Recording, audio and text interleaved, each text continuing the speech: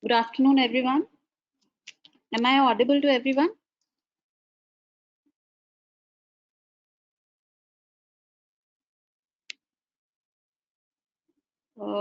I'm having some issues. Just give me a moment.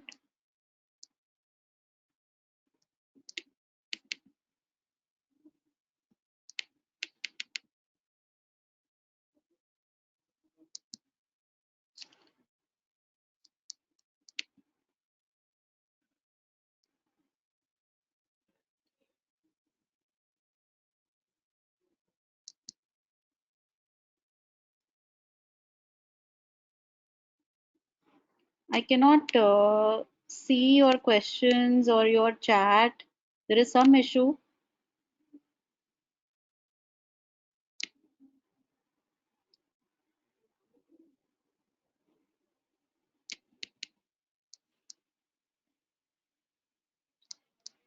Okay.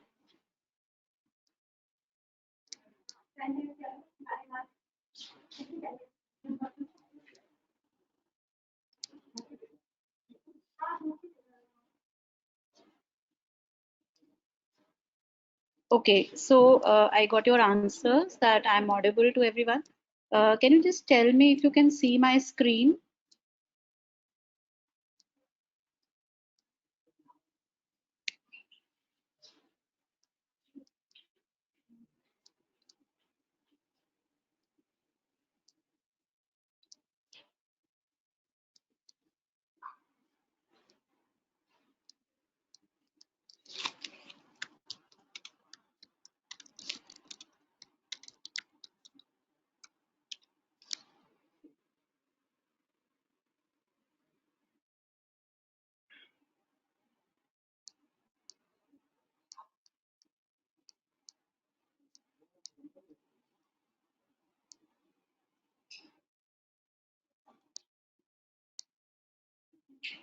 Okay. So screen is not visible. Wait.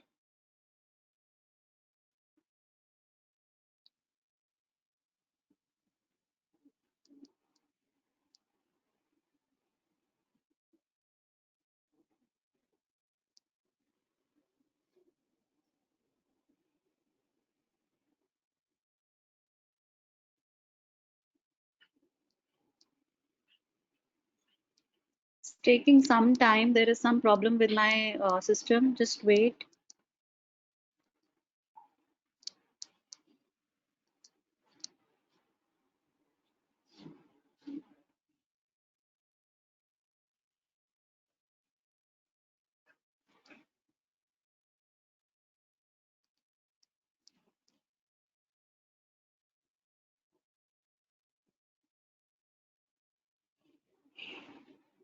It's visible now? Okay. So without wasting much time, let's start. So we all know today's topic is acute flaccid paralysis, floppy infant and Duchenne muscular dystrophy. So this class will be in two parts basically. So first I'll be discussing about the acute flaccid paralysis, the various prototypes which are usually found in children and what is the management of that, and then a summary about how to differentiate between different types and what are the what are the clinical features and management. So let's start. So please remember the three words which are used in this term, that is acute, flaccidity and paralysis. So acute means anything which is occurring very in a short notice. Usually, if we talk in clinical or in medical sciences, it is within days to weeks. And if we talk about AFP, it is usually within 4 weeks. So it is a clinical syndrome which is characterized by acute onset.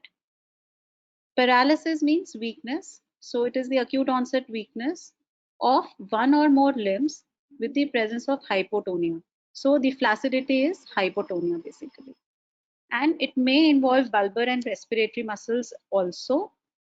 And a very important public health aspect for this condition is the surveillance which is done by the WHO in context of polio eradication program. Okay. So one thing which I want to emphasize here is that please do not confuse hypotonia with paralysis, because both of them are different things. We'll be discussing more about it later when we are talking about the hypotonic or flaccid child or infant. Okay. Now coming to the etiology, just a second, I'll see if somebody has any question or anything. Let me see. Uh, Anybody has any questions till now? PPT not visible. Oh, okay. Wait.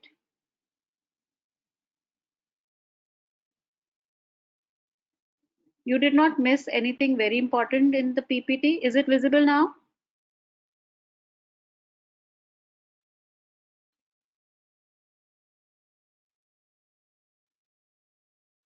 Is it visible now? Okay. Okay. So, uh, we just talked about the AFP. I've just talked about what is it. Nothing much important in that slide.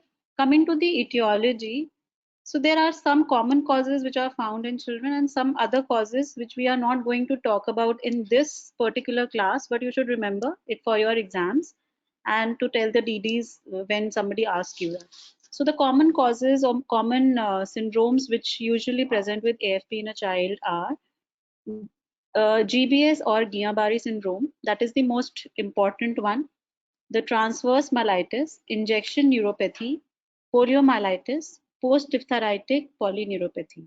So I would like to put post-diphtheritic polyneuropathy above polio now, because we all know that polio is more or less eradicated from most part of the world, whereas diphtheria cases are now coming up. So we see some significant amount of cases presenting with this kind of polyneuropathy. So I'll be talking mainly about the four major prototypes, that is the GBS, transverse myelitis, injection neuropathy, and polio in this particular class, and the differentiating features amongst all these four. Please remember that after the eradication of polio from most part of the world, Guillain-Barré syndrome remains the most common etiology in children for acute flaccid paralysis. So please remember that it is an inflammatory disorder. It is not an infection or it is not an infective disease, whereas it is an inflammatory disorder, usually following an infection. Okay, and it is the disease of the peripheral nervous system. The annual incidence is approximately 1 to 2 per lakh, and it is usually a result of an aberrant immune response. So this is an important part. The subtypes of GBS which I would like to tell you is, so please remember that even if all the subtypes we are discussing, in all these, they all present with acute flaccid paralysis only. The importance of subtyping them lies when we are talking about the prognosis of each of them and which is, more common in which part of the world. Okay. So first, most common, which is common in India as well, is the AIDP or acute inflammatory demyelinating polyneuropathy. It usually has a better prognosis. The second type is AMAN, which is acute motor axonal neuropathy, and it is more common in the part of world like China and Japan. It has a lesser favorable prognosis. The third variant, which presents as a diagnostic dilemma most of the time, is Miller-Fisher syndrome. It is usually characterized by a triad of ataxia, ophthalmoplegia, and areflexia. See, areflexia is a common feature for all the types of GBS, whereas ataxia and ophthalmoplegia is a relatively uncommon feature. Okay, and the fourth variant, which is not usually found in children, is acute motor sensory axonal neuropathy, and it occurs typically in adults. So when we're talking about the GBS, we usually talk about the motor system. But see here, the sensory system is also involved. So it may present as a diagnostic challenge. Okay. Just to make your fundas a little clear, so this is the diagram of a motor neuron, And if we are talking about the AIDP, that is the acute inflammatory demyelinating polyneuropathy, the antibodies are against the myelin sheath. So you can see here very clearly that the antibodies attach themselves to the antigen present on the myelin, and then it activates the complement system, leading to the myelin demyelination and the nerve injury subsequently. Whereas if we are talking about the AMAN, which is the acute motor axonal neuropathy, the antibodies are against the antigen which are present on the axon. Okay, we can see here, and the antigens which are present are GM1 and GD1A. So the antibodies are anti-GM1 and anti-GD1A. This can come in your PG entrance, so that is I'm telling you. And then again, it causes the complement activation and leading to the nerve injury. Okay, let me see if everybody can see.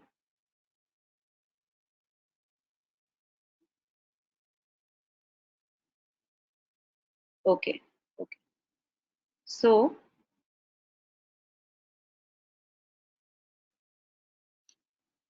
I'll just, hmm, okay. So now, so what did we understand? So that it is an autoimmune or a aberrant immune response to a infection, usually a respiratory or a gastrointestinal illness, and it usually precedes this onset of GBS by at least 1 to 2 weeks. Okay, the more common viral infections that are implicated are cytomegalovirus, Epstein-Barr virus, hepatitis A and B, varicella virus, and enterovirus. So if you take a careful history, you'll get a history of a preceding viral illness, usually a respiratory or a gastrointestinal illness in children. Now, specific to Aman, it is the Campylobacter jejuni infection, okay, and it is particularly involved in the pathophysiology of Aman. Sometimes GBS can also follow viral vaccinations. Okay. Coming to the clinical features, the most important clinical hallmark is symmetrical ascending flaccid paralysis. So what do we mean by symmetrical? So bilateral limbs will be involved simultaneously. Ascending means anything which starts from below. So the first limbs to get involved will be the lower limbs. So the parents will tell that the child was walking till yesterday normally, but since morning he is unable to climb stairs or he's falling. Okay, so that is the more common clinical features the parents will tell you, that he was walking and he's having falls while walking. So the lower limbs will be involved first, then the weakness will come up to the upper limb, then the respiratory muscles and bulbar muscles can be maybe involved. Okay, areflexia, a very important feature, is an early part. It presents early in the disease. Some may have just hyporeflexia, so you will have to be a very cautious in examining these children, because reflexes may be there but it may be delayed, or it may be like if you put hammer, or if you examine 5 times, only 1 or 2 times the reflexes will come. So that is hyporeflexia. There may be a preceded pain in limbs, lower limbs. So the child may complain of severe pain in both limbs. Sometimes there may be bladder involvement. However, it is not the hallmark, but some children may have bladder involvement in the form of retention or incontinence. However, this involvement is usually transient, and it generally improves with the improvement of weakness. Sometimes there may be involvement of the cranial nerve also in the form of unilateral or bilateral facial nerve palsy, sixth nerve palsy, and bulbar palsy. Okay. And in the severe forms, there may be autonomic dysfunction presenting as cardiac arrhythmias, hypertension, sweating, tachycardia, etc. And there may be respiratory muscle involvement uh, requiring mechanical ventilation. Now, a very important feature is that if there is a involvement of cranial nerve and involvement of upper limbs, these are usually a predictor of bad prognosis, leading to respiratory muscle involvement. Okay. And usually around two-thirds children may recover by 1 year completely. However, one-third may have some residual weakness. And the recovery starts after reaching the nadir, which is usually 2 to 4 weeks after the onset of the weakness. Okay, any questions till now?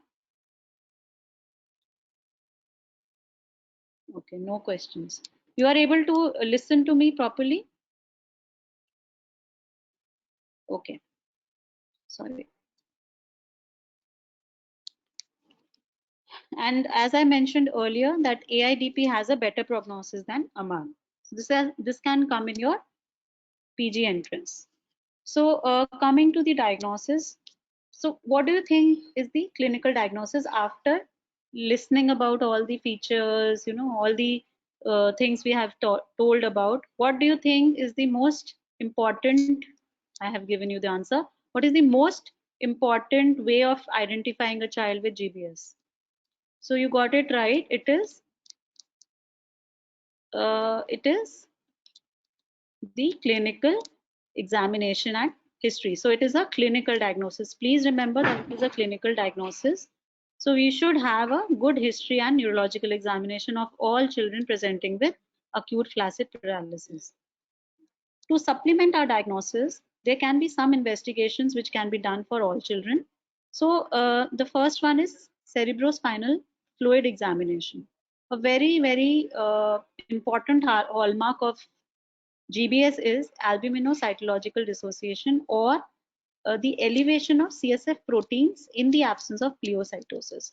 So you all must know that if there is a infection, a meningitis, there is usually increased CSF protein in presence of a pleocytosis. So the cells also increase. However, in GBS, there will be only increase in CSF proteins in the absence of any increased cells. Okay, but it may not be very useful in the early part of the disease. Why? Because usually this albuminocytological dissociation usually appears by second week. So it may delay your diagnosis. The second more important investigation which we usually do for all children is nerve conduction studies. And these basically are important because they tell early in the disease itself by telling about the amplitude and the increased latency of the various waves which are formed by the nerve conduction. And it is also important in subtyping the type of GBS. So with nerve conduction studies, you can identify which kind of GBS it is. Okay. Coming to the management. So the more important part of the management is the supportive management. So please always start your answer with the supportive management. So as we know that there is weakness, there is flaccidity, physical therapy has to be initiated, and it has to be initiated at the outset only.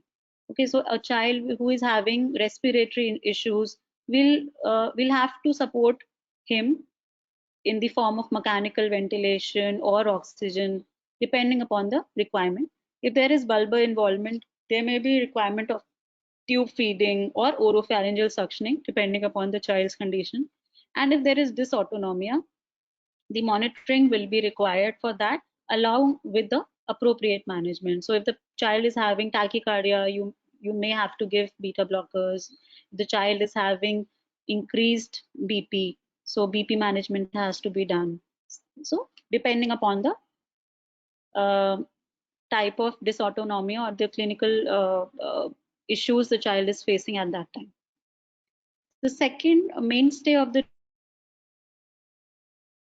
IVIG. So we all know that it is a immune mediated reaction. So IVIG is IV immunoglobulin. Okay, so what is the dose? Dose is 2 gram per kg, which is given over 2 to 5 days. Some people give it within 2 days. Some people may give it over 5 days, depending upon the institutional protocol. And it is usually reserved for children who have a progressive disease. So please remember that if the disease is non-progressive, if the child has similar um, weakness for 2 to 3 weeks, the child comes to you and tells that the weakness had come 2 weeks earlier, but it is same. It is not increasing. There is no difference. So we may not give IVIG in such children. So it depends upon your clinical judgment, whoever you want to give to. Yet usually it is reserved for children who have a progressive disease, and it should be given early in children who have impending respiratory failure. So how do you know that there will be impending respiratory failure? I told you just now that what are the features which can tell that it is an impending respiratory failure. Can anybody answer this?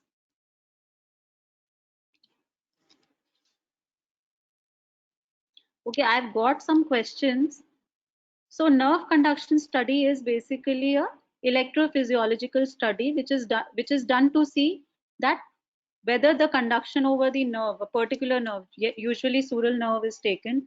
Okay, so this the conduction is proper amongst in the nerve or not, we have to see. Okay, so to because what happens in GBS, I just showed you the pathophysiology. The nerves are the main, the peripheral nerves are the main nerves which are affected.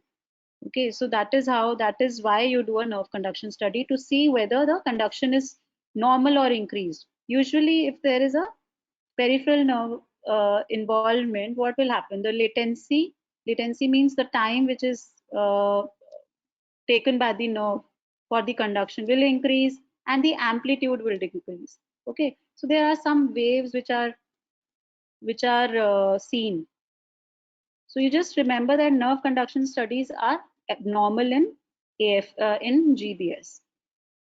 Okay, so the second question I've got is, what is nadir? You tell me what is nadir. Can anybody answer this question? What is nadir? The third question is role of antibody testing. Antibody testing.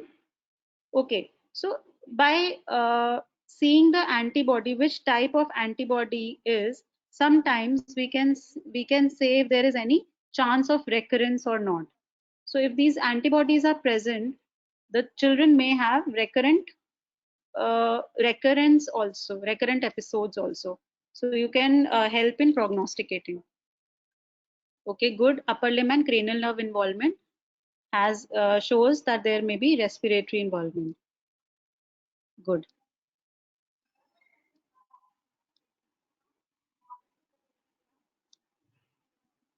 Okay, so lowest point, that means that when there is maximum weakness, the weakness is affected to the maximum, after which there is usually an improvement. Okay, so the lowest point here means the lowest power. Good. So I hope the questions were answered. If still somebody has any issue, please let me know. Okay. The third treatment which can be given to these people is plasma exchange therapy. So usually we restrict ourselves till and this IVIG only. However, the plasma exchange can be done. Okay. Now coming to the second prototype. Coming to the second prototype, it is the poliomyelitis. So poliomyelitis, you all know, is a viral illness which is caused by the polio virus.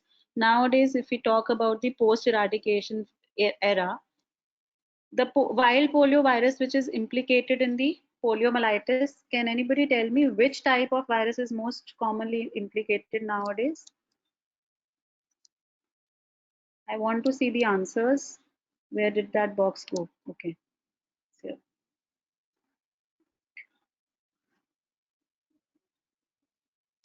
So, so who is answering? Which polio virus, wild polio virus causes? Good. So type 1 is the major one which is implicated. Sometimes we can find the cases from type 3 also. Usually if we are talking about the wild polio case, it is type 1 only. And then the second is vaccine derived polio virus. Can anybody tell me what kind of what kind of virus is polio virus? Which family does it belong to? You can type your answers. I'm continuing. Please remember there is involvement of anterior horn cells leading to the flaccid paralysis in a case of poliomyelitis. Okay, so the peripheral nerves are okay, the anterior horn cell is involved, and it usually affects children below 5 years. So did I get some answers? I'll just check. Wait. Good. So everybody have given the right answer. It belongs to Picorna viridi, and it is an enterovirus. Okay. Now, just a gist of it, you all know about the clinical features. What happens when there is an infection with a wild poliovirus? We all know that it is the route of transmission is fecal-oral route, and sometimes it can be by droplet infection also. Okay. So if once a child gets infected with wild poliovirus, 95% of children remain asymptomatic. Okay, so it is a big chunk. However, if they are asymptomatic, they are still very infectious and they shed virus. And that is how the herd immunity is important in this case. Around 4 to 8% children have an abortive course wherein there is a mild viral illness like having cough, upper respiratory illness, GI symptoms can also be there. And around 1% may have aseptic meningitis. So aseptic meningitis will present with no, nuchal rigidity, headache, photophobia, all these things. Now, in most of the cases of aseptic meningitis also, many of them have complete recovery within 12 to 15 days of illness. However, around 1 to 2% among these may have paralysis. So they may develop paralysis over a course of period. So coming to the paralytic polio, as we have seen, it is present in less than 1% of children who contract the infection. It usually has a biphasic presentation. So what happens that there is a period of prodrome.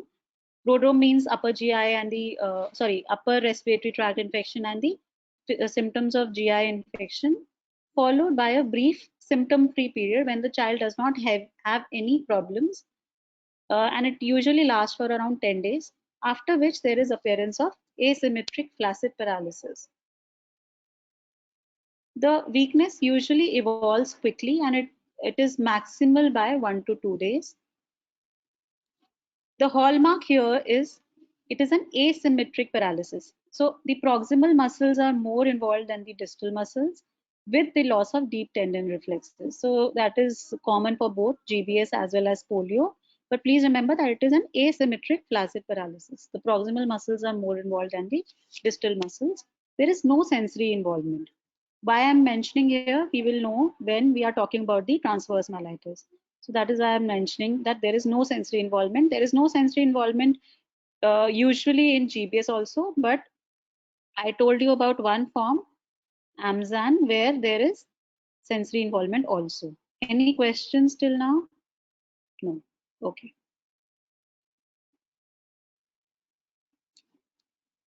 I'm sorry. So in many patients, there may be a history of preceding IM injection. So you may confuse it with injection neuropathy also. But there will be other features also which may help in diagnosing the illness. We'll be talking about it I've given you a gist of that in the table, so you can easily take a picture of that. Please remember that in AFP surveillance, we do a residual paralysis analysis after 60 days of the onset of illness. So that is a part of the AFP surveillance. In this paralytic polio also, recovery may be complete in many of them. However, if there is a loss of motor function which is persistent, usually more than 12 months, then it is a poor prognostic feature. It can predict that the child may have a lifelong disability. 3 forms of paralytic polio you must know are spinal, which is the most common, the bulbar, where there is involvement of the respiratory muscles due to the involvement of the brainstem neuron, and bulbospinal, which has features of both. Most fatal one is the bulbar.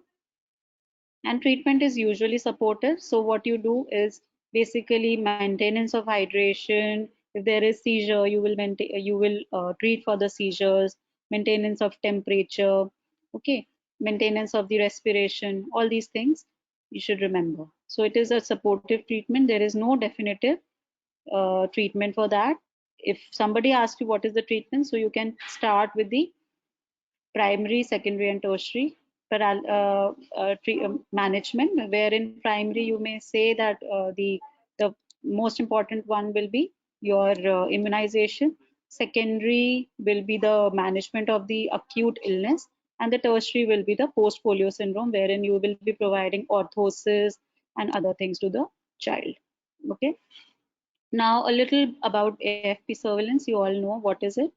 So it is the key strategy which is adopted by WHO for global eradication of poliomyelitis, wherein there is a mandatory immediate reporting of all cases of acute flaccid paralysis in children less than 15 years of age or with paralytic illness at any age.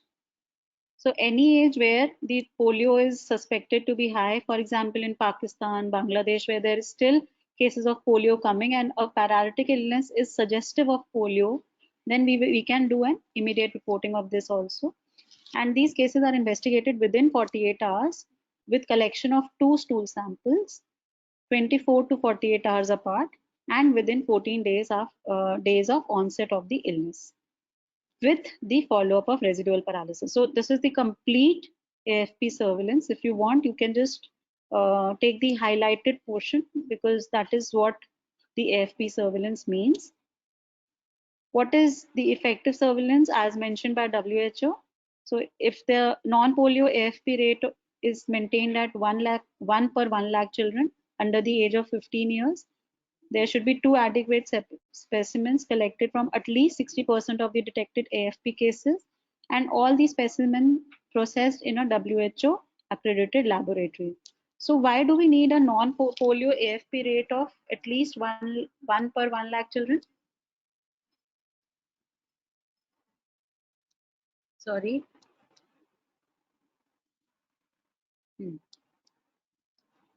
Please tell in the chat box, in the questions, why do we need a non-polio AFP rate of at least 1 per 1 lakh?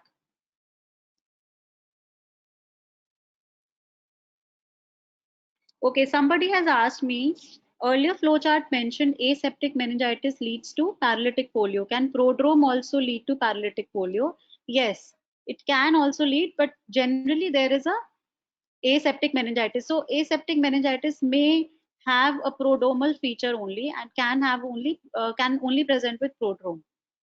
Okay, and may not be detected. So the child will have nuchal rigidity, will have neck pain, will have spasms of the back muscles, but the parents may not take any help.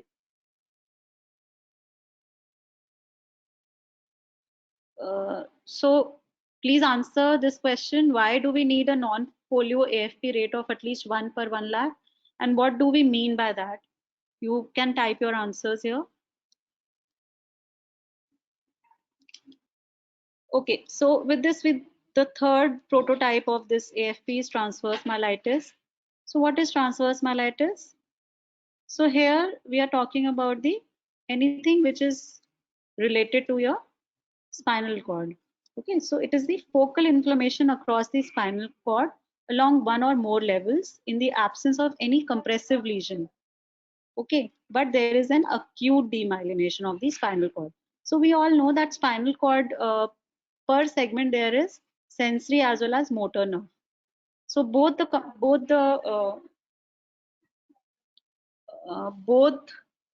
sensory and the motor component is there. Okay.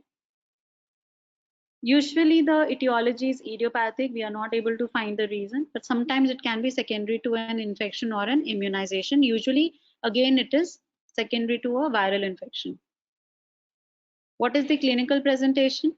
There is a symmetrical flaccid paraparesis. So please remember that there is a paraparesis because the more common segments which are involved are the lumbar and the thoracic segments.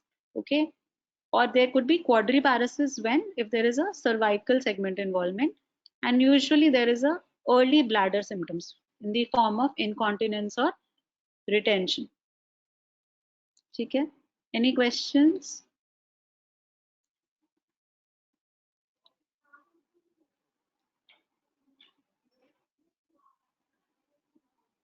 Okay, I got the answers. To see efficacy of program, to prevent misdiagnosis, adequacy of surveillance, less incidence indicates good herd immunity. Very good. To ensure testing is being done to rule out polio for almost all AFP cases. Very good. So this is the answer basically, that there is adequate testing, because if there is no AFP reporting, that means that the surveillance is not occurring properly. So most of you have given no. This is not the answer, that it means prevalence of polio is less than 1 per 1 lakh. The right answer is being given by Pragya and Purva, Shiveha, okay, and Nikita. Then, okay, we got this. Means that AFP samples are being tested, but they turn out to be negative. That is understood well. But why do we need it properly? So most of you have given the right answer. Good. You can pat your back. Okay. So any questions for transverse myelitis? You can go further. So please remember that the manifestations of all these problems, the first, at presentation for transverse myelitis, the manifestations or the clinical features are usually due to the stage of spinal shock. So what happens in the spinal shock? There will be areflexia or mute or extensor plantar may be there. Usually it is areflexia, and there will be weakness.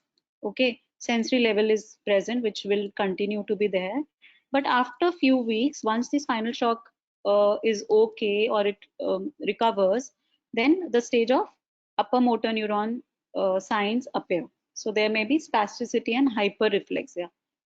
Okay, earlier there is flaccidity and areflexia. Later it may turn to be upper motor neuron signs, leading to spasticity and hyperreflexia. Spinal MRI is usually done in all these cases, and it is diagnostic.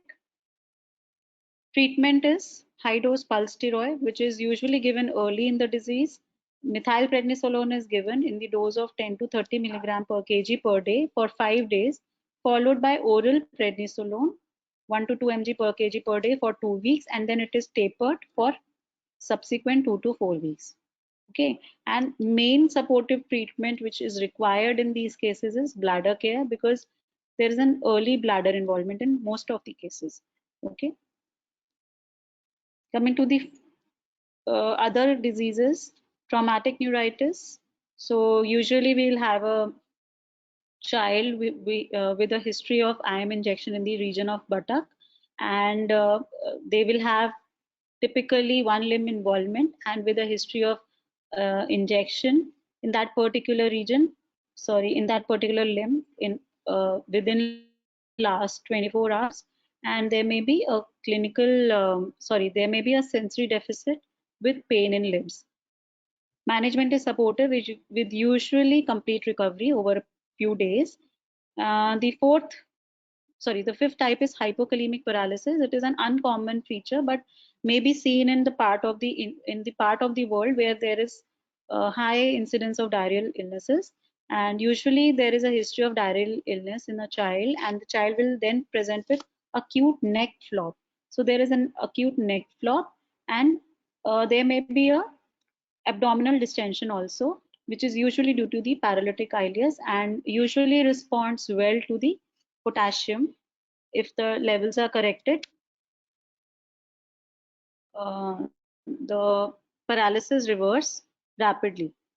Okay, so this is the important table I was talking about. You can all take a screenshot of this. So these are the 4 prototype diseases of acute flaccid paralysis: Guillain-Barré syndrome, transverse myelitis, poliomyelitis, and traumatic neuritis. So please remember that the fever at onset may or may not be present in Guillain-Barré, transverse myelitis, etc. If they have any history of viral illness, then, but in polio it will always be present. Okay, paralysis is asymmetric in polio. I have told you the proximal muscles are more involved than the distal muscles. However, in traumatic also we will find asymmetry, but usually only that particular limb will be affected. Whereas in polio, most of the limbs may be affected, but it will be asymmetric weakness. DTRs are usually absent or decreased in all except in transverse, where in later stages it may become brisk. Bladder dysfunction is an early feature of transverse myelitis and it is persistent. It may be there in Guillain-Barré, but it is a transient feature. Sensations are usually normal in all except in the transverse myelitis, where there is a typical sensory level also, and in traumatic neuritis there will be abnormal sensation in the distribution of that particular nerve only. Okay, when we do a nerve conduction study, it will be abnormal in Guillain-Barré syndrome. So this is a very important feature of Guillain-Barré syndrome, whereas it is normal in transverse myelitis and polio, but it may be it will be abnormal in traumatic neuritis also, because it is affecting the peripheral nerve of that particular part. So why is it normal in transverse myelitis? Because it is the involvement of spinal cord, okay, and it is not basically the peripheral nerve. And in polio, the anterior horn cells are affected. Okay, the CSF shows typical or the hallmark feature in Guillain-Barré syndrome when there is albuminocytological dissociation. Okay, so this is the important table. You can all take a picture of this. Any questions till now? No. Okay, so let's go to the next part of the talk. I should hurry up now because it's already. So it's floppy infant. So what do we mean by floppy? Floppy means hypotonic. What is the difference between hypotonia and weakness? Can anybody tell me quickly?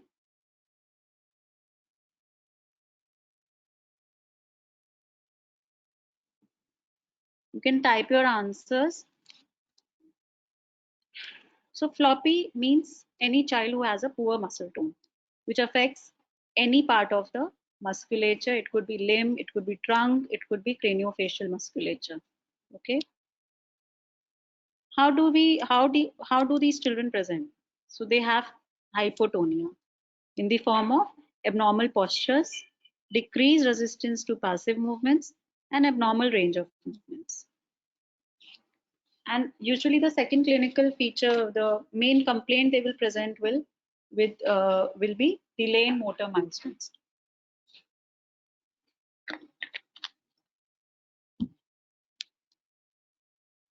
There may be a feature of underlying illness. So underlying illness means the underlying syndrome or underlying uh, problem the child may be having, which we will be discussing now. Okay, so features of hypotonia, delay in motor milestones, and features of underlying illness. So what did anybody answer to my question? Okay, so I've got 5-6 answers. So hypotonia is resistance to passive stretch. Okay, that is one way of putting it. That is a part of it. Weakness is subjective. Oh no, you can see it objectively also. You can, when you are doing a neurological examination, you can see that tone is passive muscle. Tone can be active also. Hypotonia doesn't really mean loss of muscle power. Very good. Who is this? Shubham. But this is not the complete answer. Weakness when muscle being contracted actively. Okay, when basal tone is also less, then it is hypotonia, while weakness is assessed when certain motor activities are done. You are right, Pushkal. So Pushkal, you are partly right, but see, tone is also passive and active. So when you are standing, it is the tone which is helping you to stand. So maintenance of posture is a part of tone. However, uh, doing some activity, okay, so it is basically, what do we mean by weakness? Or so weakness is uh, the maximum, when you do the maximum activity, maximum power you can do to generate a movement. If that is less, that means it is weakness. Whereas hypotonia, tone means it could be active, it could be passive. Passive is basically decreased resistance to passive movements, as I've written, and posture is basically the active tone. Okay, You will get it more clear when we'll discuss in the subsequent part. So let's see. So what are the various postures for these children? When we put these children in supine position, what happens? They will look like a frog. See what happens, I'll show you. This is the frog. Okay, so frog, if you see all the limbs, the lower limbs are abducted and externally rotated, and they don't feel, they feel as if you will, when you'll touch, they will be floppy. Okay, so this is the frog leg position. The second thing is ventral suspension. So when you put the child in ventral suspension, the baby will not be able to maintain the limb posture against gravity and will assume a position of a rag doll. See, this is the second picture I'm talking about. So when you are ventrally suspending, how is the head? Head is in totally in a position where it is, it is not able to maintain itself in a upright posture. It feels as if the head is going down with the force of gravity. So it is a ragged doll. There is no tone. The limbs also, upper limb and lower limb, both are, suspended like as if they don't have any tone. The third thing, when you do vertical suspension, when you hold the child in vertical suspension, what will happen? The child will appear to be slipping from the hand. See, we are holding the child like this from the shoulders. The child doesn't have any tone, so that is why that it appears that the child is slipping from your hands. Okay, I hope this is clear to all of you. Any questions?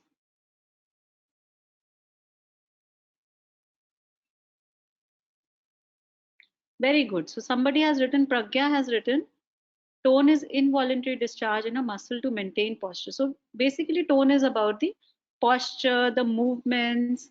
Okay, that is about the tone. Weakness is usually the maximum power we are talking about. Okay, good. So most of you know most of it. So this is the posture we are talking about. So this is a posture of a flaccid baby. I hope these figures or these images will help you understand what is flaccidity. Now coming to the categories of hypotonia or flaccidity. So there is our causes of central hypotonia and the peripheral hypotonia. So I'll tell you a very good table where you can take a picture of that also. So what is a central hypotonia? Central hypotonia means any hypotonia which is arising from a CNS pathology.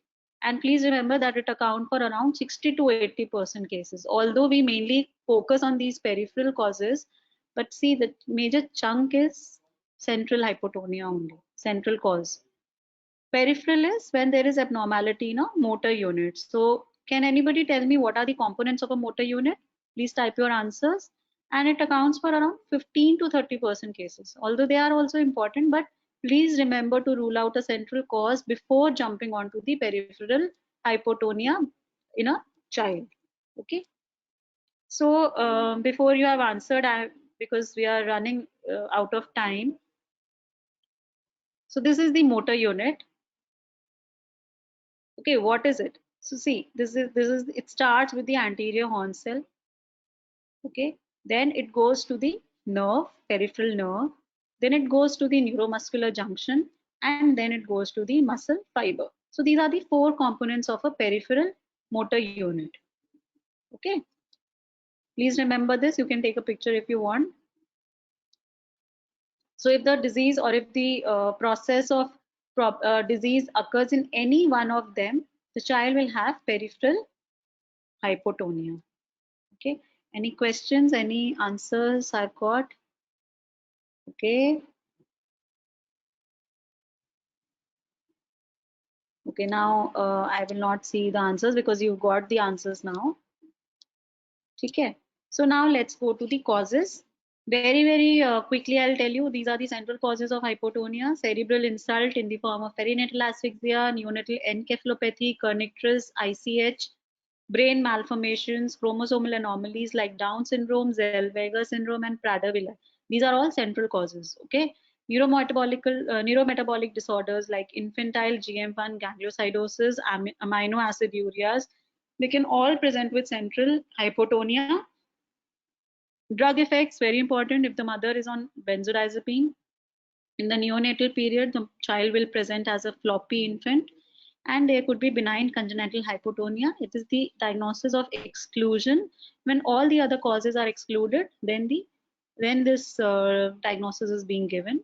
Please remember the first and the second. The first and the second cause are the major chunk of causes for central hypotonia. Okay. Also the Down syndrome. Okay. So somebody may ask me, ma'am, that ये जो बच्चे होते हैं cerebral insult वाले, perinatal asphyxia वाले, they all present with CP later.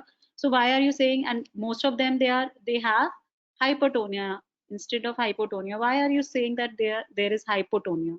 So see, before there is development of hypotonia in these children who present later with CP, there is a period of hypotonia when the cerebral palsy is still evolving.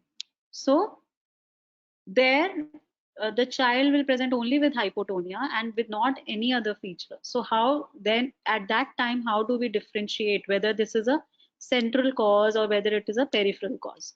We'll see that. Okay. Now coming to the peripheral causes, according to the lesion, the area, the spinal cord lesion, the anterior horn cell, first thing which I told you was polio. The second prototype, which is very important, is spinal muscular atrophy. I'll tell you a little about that also. Peripheral nerve can be involved in the form of acute polyneuropathy, familial dysautonomia, congenital sensory neuropathy. I'll not be talking much about them. I'll just be telling you in a gist.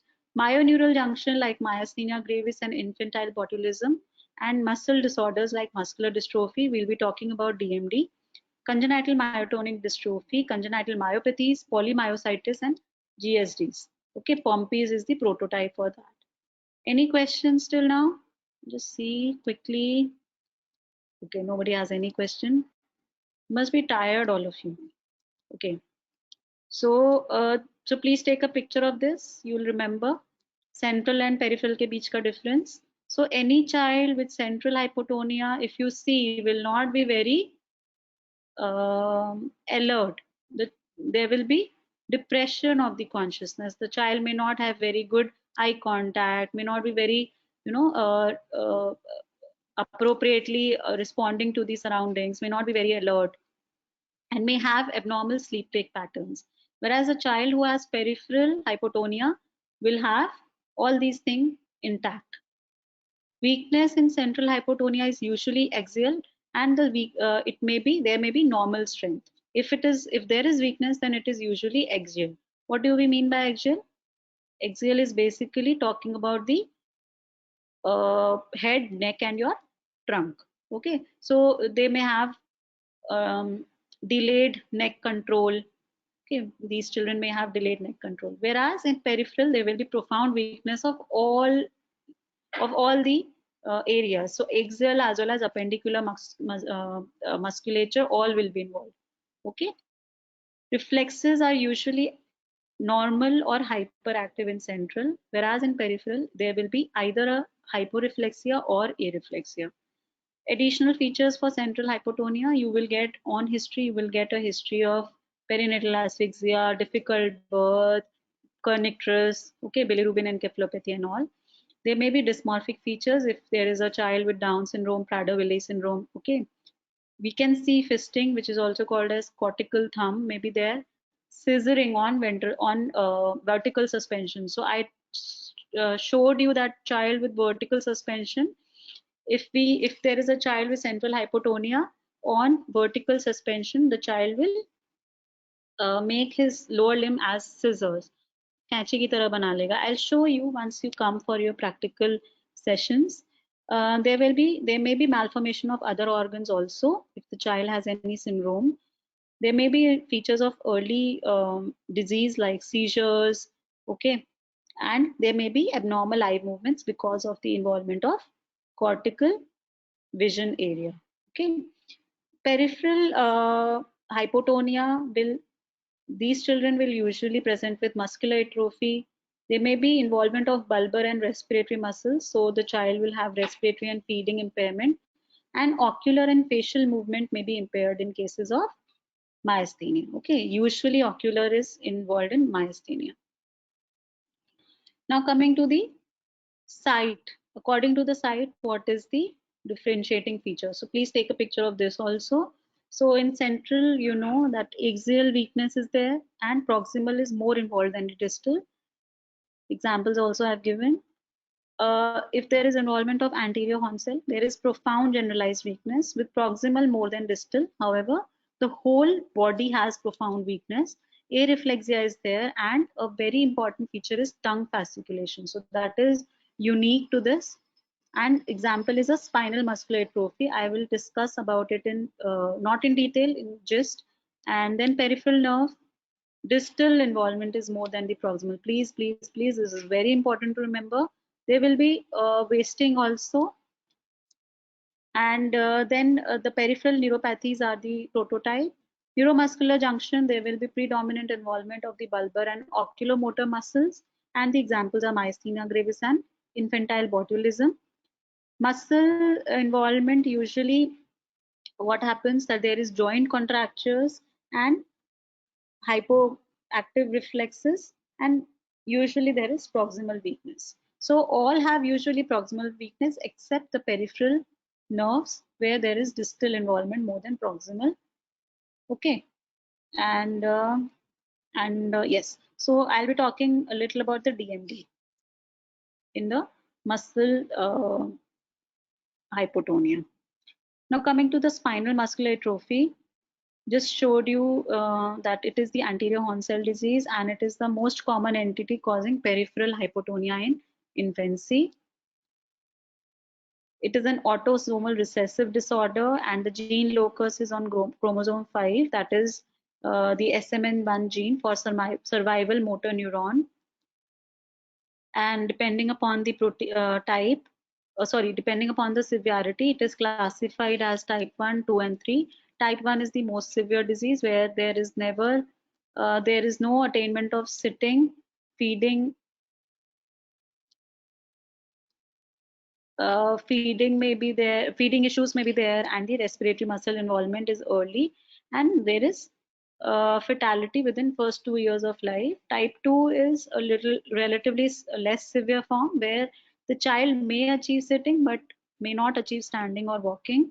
And type 3 where there is um, the least involvement or the least severe type where the child usually presents after infancy with proximal muscle weakness and there will be delayed walking usually.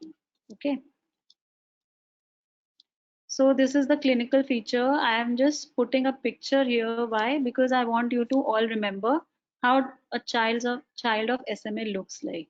So see, the child is so active. If you see at her, she is looking at you, she's smiling.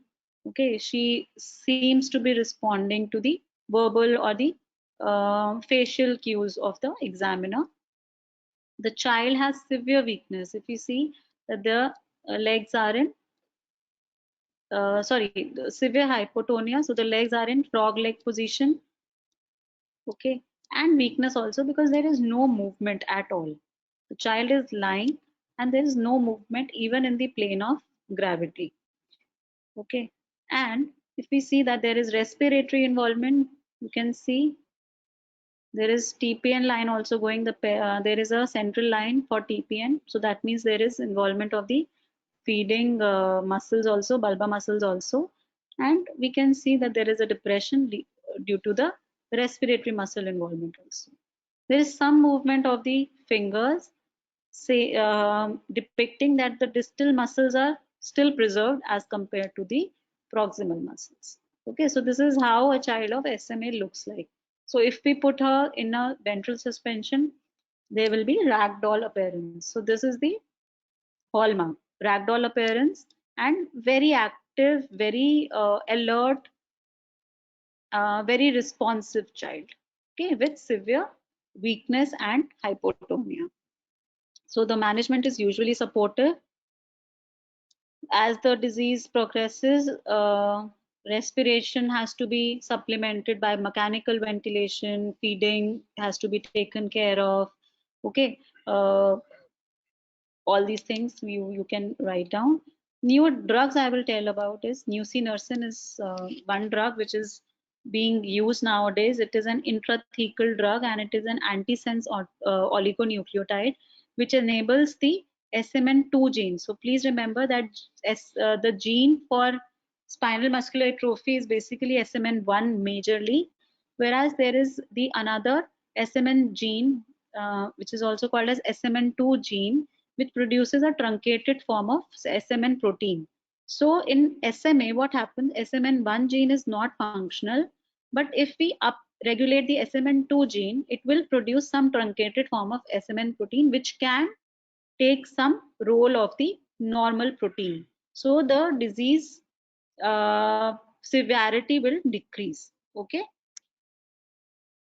And the third and a very important drug, which is a new drug which has come in the market, is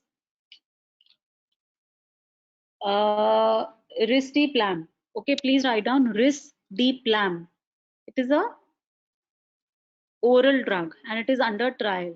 So our institute may also start the trial very soon. Risdiplam. I'll just put it in the chat. You can note down.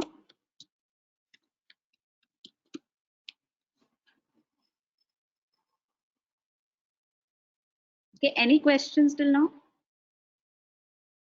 Very good. Zolgensma is the another drug. It is not the oral drug. Okay, it is one of the intrathecal drug which is used. Zolgensma is also a drug, but risdiplam is the newer drug. Its trade name is Evrysdi. I'll just write it down again.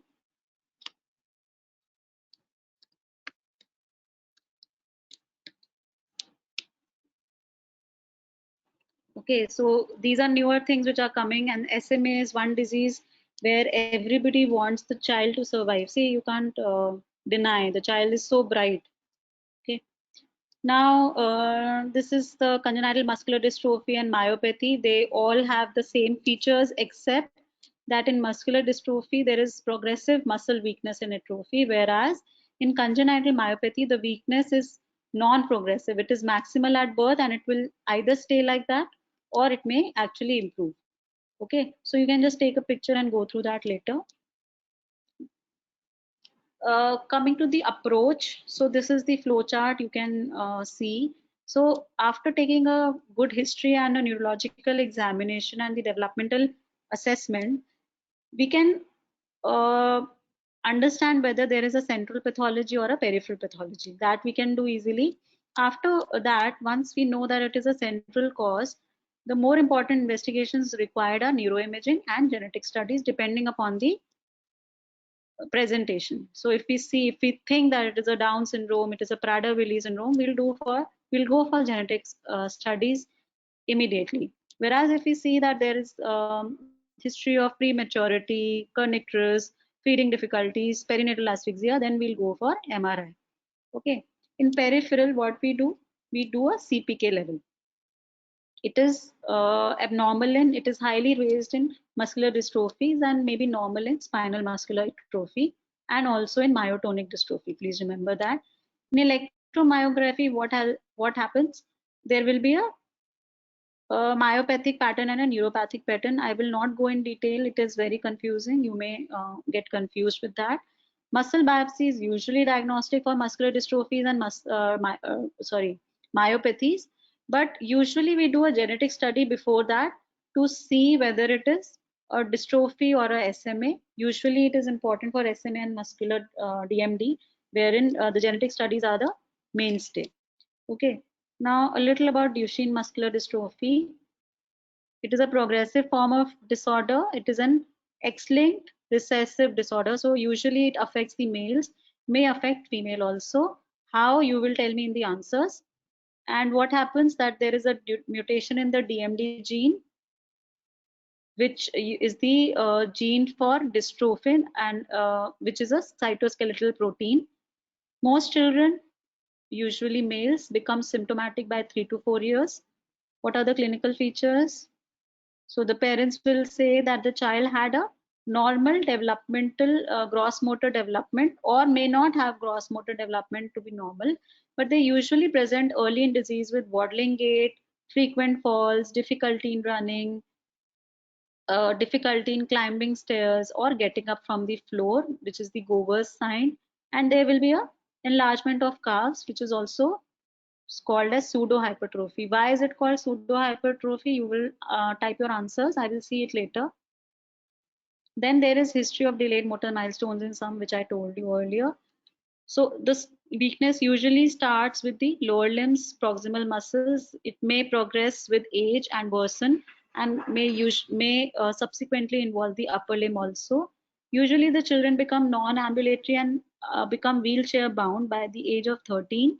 And then after that, the scoliosis develops and progresses rapidly, along with which the respiratory muscles also get involved, leading to life-threatening complications. Cardiac involvement usually occurs, and there should be a mandatory screening for all children after 10 years of life. And most of them, around 75% children, have associated intellectual abnormalities and features of autism and learning problems.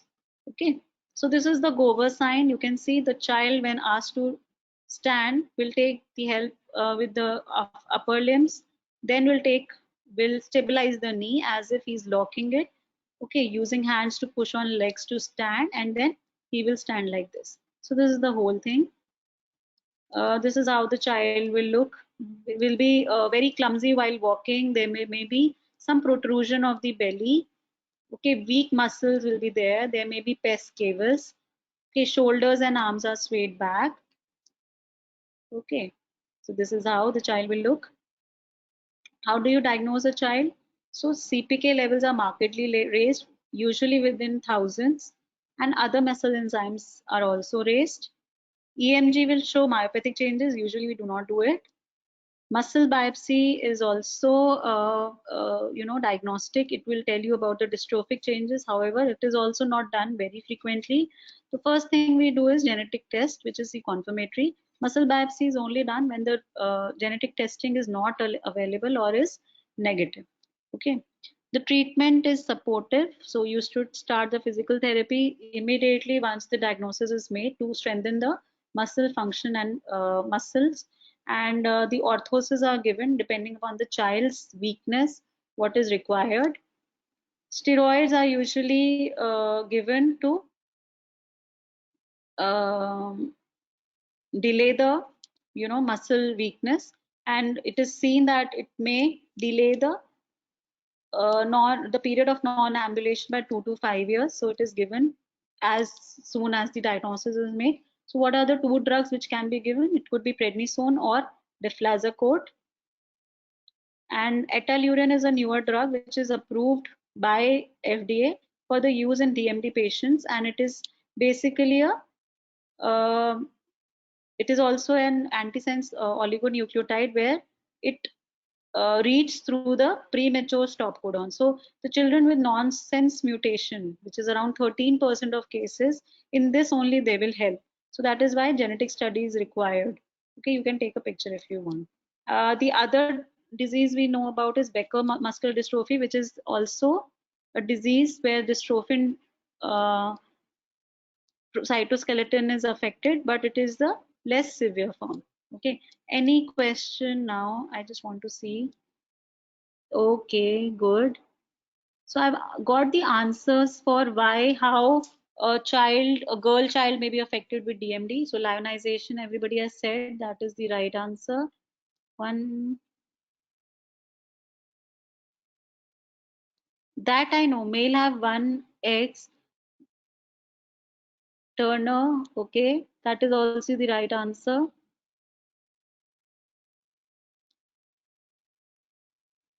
So who have given the right? Nikita, Swati, Nilayan,